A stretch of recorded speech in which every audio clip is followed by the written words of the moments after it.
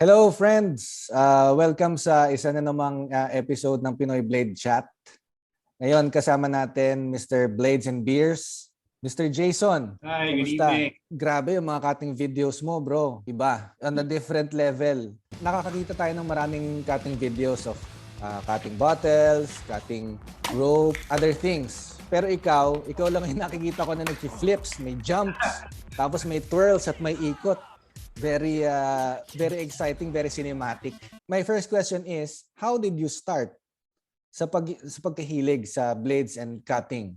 I started really young with a lot of martial arts. Kasi ako yung tipong bata na nanonood ng Once Upon a Time in China. Okay. Yung series, pinipili ko siya.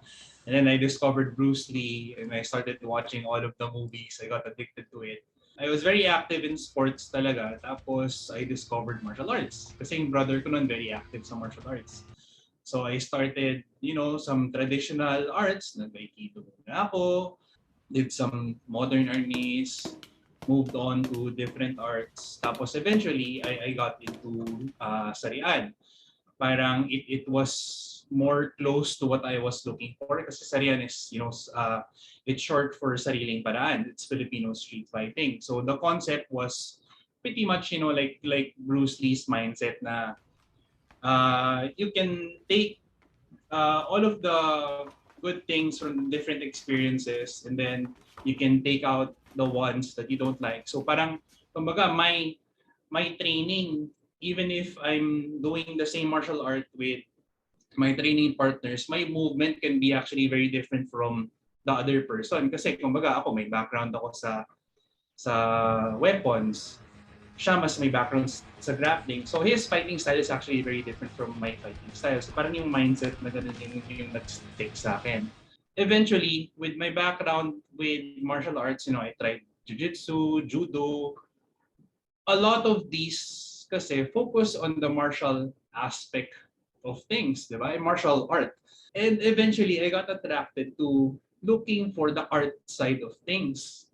Parang hinahanap ko na kung ano yung art, bakit siya naging martial art, no? So apparently, parang, as I matured, I guess, mas hinanap ko yung the beauty in it, the beauty in the movement, the beauty in training, the discipline.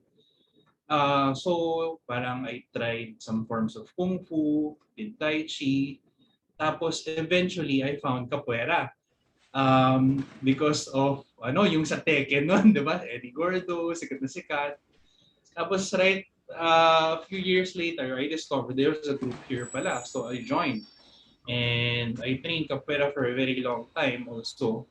And then eventually, I was still continuing some of my other martial arts. I was doing some knife training, some arnis training as well. Tapos every now and then, syempre pag lalaro ko sa house, pag-combine ko kaya siya. Ganyan. So yung isip ko yung gano'n. And I've always fantasized kasi na I watch a lot of videos on YouTube. Yung sikat na sikat sa States, XMA, Extreme Martial Arts, which is, the karate forms with acrobatics, tapos they use weapons in them.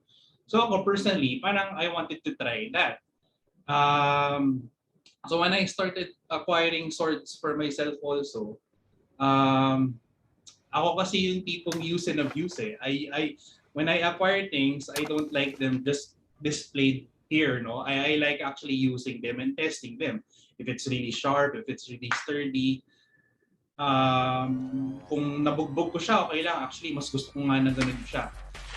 So at least na-try ko siya. Ganyan. So when I started my weapons and I started combining the different martial arts backgrounds that I have, I tried it with real swords.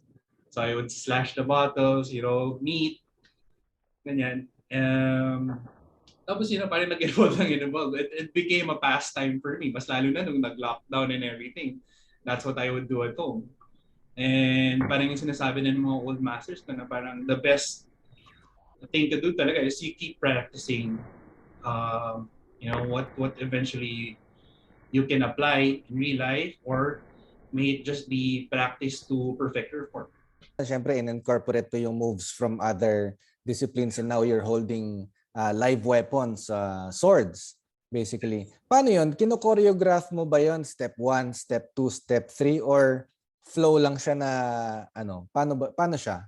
With capoeira kasi, when I started capoeira and eventually learned it, parang syempre you have to keep on practicing the same moves over and over again until you're comfortable at such a point na parang it's natural na for you to progress through that motion.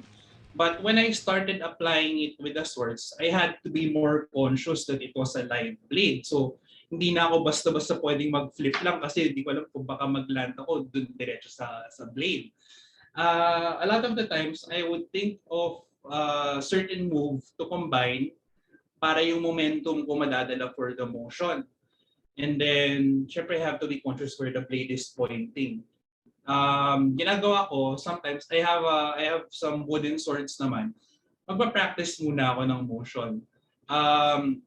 A couple of times, I do some free flow kung ano lang yung feel ko gawin. But yung iba usually yung mga ina-upload ko, parang pina-practice ko na siya na just to be on the safe side. You know, not naman choreographing to para make it look cool or whatever. I'm choreographing for it to be safe. You're using katanas, you're using Filipino weapons, you're using, I'm guessing European weapons din, European style na weapons. Ano yung favorite mo to move with na blades? I fell in love with the katana. When I met Alwin of Asia's Blade, one of my first acquisitions talaga na mahal was the katana from them. It felt very nice eh. Yung weight niya, yung distribution niya was very balanced. So no matter what movement I was doing, it felt nice and I knew I was gonna cut clean no matter what I did. Kaya nga actually, one of the videos that I did was a long video test of one of their blades, which we posted also one time. But I do like some local blades also. The one that you mentioned earlier is super nice to swing. Ang sarap ng handle niya, and because of the length, it actually helps with the safety. Yung sinasabi ko sa iyo na yung sa mga movements, 'di ba? If I'm gonna swing really far, I know it's going to be away from my body.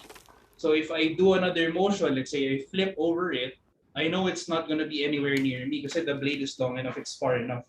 And I'll still be able to reach my target when I land. So okay din siya.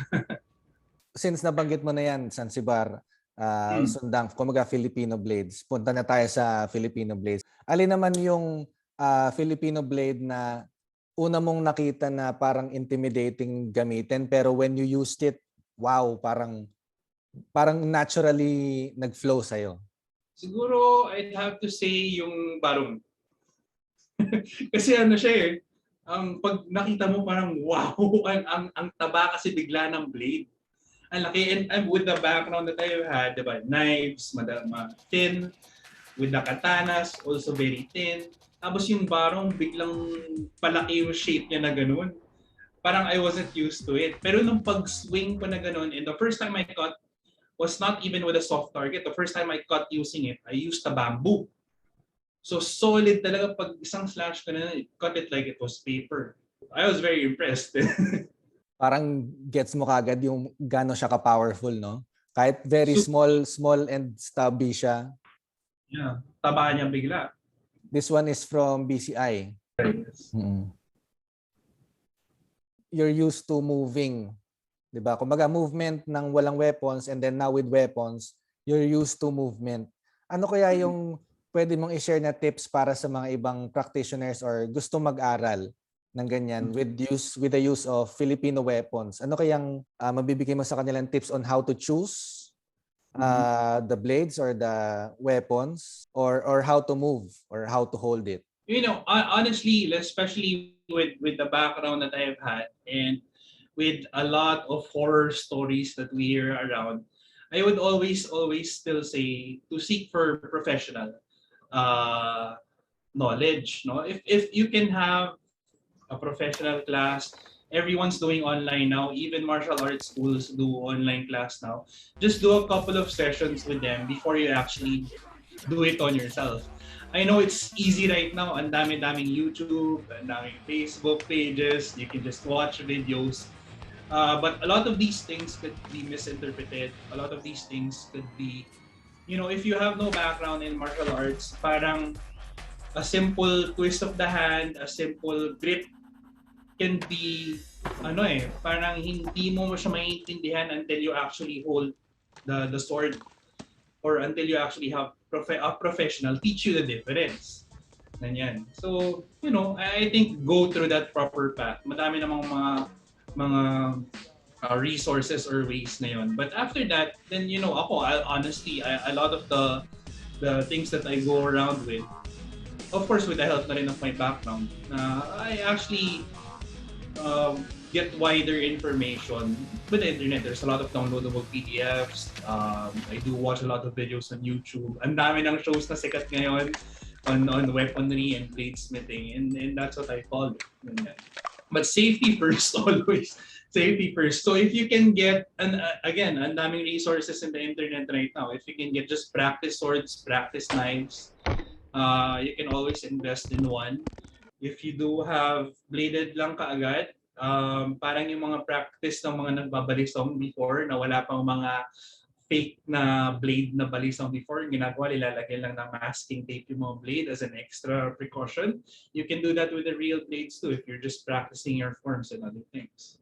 Regarding naman sa yourself, your experience, ano yung go-to blade mo? Kunyari, you just want to play around. Meron ka bang go-to blade? Kasi nabanggit mo kanina, the long Zanzibar is maganda siyang iswing. Pero yun ba yung iyong go-to blade or you have other options na like shorter or mas stubbier, ganyan? Just kumbaga just for fun or just for passing the time. For pastime, I would for katana, I would pick my Musashi because of I used to watch a lot of samurai movies. So yung Musashi ko from Geisha's Blade. Here, I'll just have a quick show para you have an idea. Ito, medyo nabugbog ko na to. But when I do free flow also, I use this sword. Perfect kasi yung length niya, it's very, very light. Now, this is from Geisha's Blade as well. Tapos for Filipino martial arts, since I have Kali and Arnis background, I would say I go for the ginunting. Kasi yung length niya is just right. Tapos yung mga movements na alam ko sa Filipino martial arts, na-apply ko sa blade na yun. This one is from, ano naman siya? Kalahi. Kalahi Custom Blades. Masarap kasi yung weight niya. So parang I can spend, minutes or even an hour playing around, getting used to the movements. Both of us are collectors and of blades. Ano yung tips mo naman on buying? Do your research. Parang common problem na rin siguro ng mga tao. Kaya I actually appreciate that there's a lot of groups now and a lot of pages that give information, similar to Pinoy Blade Hunters and other pages out there. Kasi madaming mga fakes dyan or replicas or madaming mga swords na hindi naman pala yun yung name niya. And like me, when I started, ganun din yung mga alam ko. Parang, sabihin natin, talibong or whatever is such a generic term. May iba-iba pa palang siya sa specifics. So it's nice to, just do your own research. Kung ano yung natipuhan mo, do second guess. Again, there's a lot of YouTube, there's a lot of Google that you can check around before you can actually finalize. When it comes to the type of blade, wala, nasa tao yan kung ano yung matipuhan mo eh. But always look at, Google it first, YouTube it first, see if it's good, see if there's other sources for it that's better. I think that would be the best. And if possible, parang yung ginagawa mo, doon ka pumunta sa source. Diba? Kung kaya. So, do you still count kung ilan yung blades mo in your collection? Or parang okay na yan, yeah. basta. Ayaw ko na isipin. I'll just let it be. So I guess that's it. Thank you for giving us the time para dito sa ating chat. And thank you for giving me the opportunity to interview you and have this chat. Thank you so much. Thank you. All right, Thank cheers. you. And, I'll see you in person. We'll do another cutting session.